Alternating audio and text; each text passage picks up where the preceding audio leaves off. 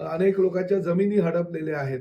हे मध्ये पूर्ण भ्रष्टाचार बोकाळला होता. काही विकासक हे काम सोडून पळालेले आहेत. मी त्यांना सांगितलं, साहेब तुम्ही मुख्यमंत्री झालात, मीरा भाईंदर शहरासाठी जर निधी उपलब्ध करून दिला तर निश्चितपणे मी सुद्धा करेल.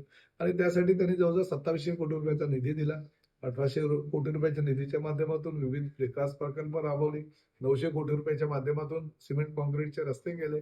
जी वचननामा जो आहे तो वचननामा लोक पुढे काय करणार ह्यासाठी प्रदर्शित करत असतात, परंतु मी केलेल्या कामाची पावती लोकांना मागतोय की भारतीय जनता पक्षाची आणि प्रामुख्यानं नरेंद्र मेहताची सत्ता, स्वतः तो महापौर या महापालिकेवर होता, त्याची वहिनी महापौर होती, त्यांच्या कार्यामध्ये पूर्ण भ्रष्टाचार बोकाळला होता.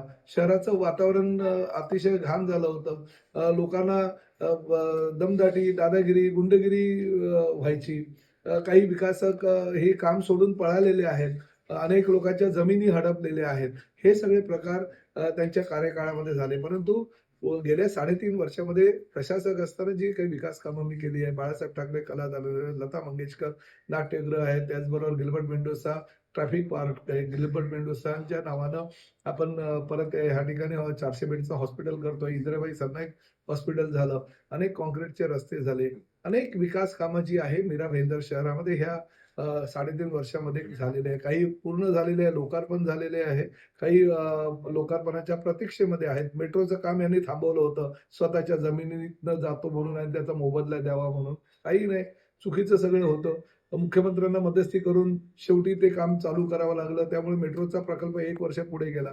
आज मीरा भाईंदर शहराला 218 MLD पाणी हे गेल्या वर्षी मिळालं असतं, परंतु त्याने मुद्दामून चेन्नई येथील पाणीचं टाकीचं काम जे MMRDचं चालू होतं ते थांबवलं. दादागिरी केली, गुंडगिरी केली. त्यावेळेचा आमदार गीता जैनांनी मी जागेवर गेलो आणि काम चालू झालं म्हणून ते काम आता चालू झालेलं आहे. पुढल्या 6 महिन्यामध्ये ते पाणी मीरा भाईंदर शहराला मिळणार. त्यामुळे आपल्या सत्तेचा उपयोग करून बऱ्याच प्रमाणामध्ये यांनी ह्या मीरा भाईंदरच्या जनतेला वेठीस धरलेलं आहे आणि त्यामुळे आता मीरा भाईंदरच्या जनतेने ठरवलेलं आहे की यावेळेस फक्त आणि फक्त शिवसेनेला आपण मदत करायची आणि शिवसेनेला निवडून द्यायचं, जेणेकरून अबकी बार 50 पारचा जो आमचा नारा आहे पूर्ण होईल. त्यामुळे ही लढाई जी आहे मीरा भाईंदरची, ही भारतीय जनता पक्ष आणि शिवसेना अशी लढाईच नाहीये.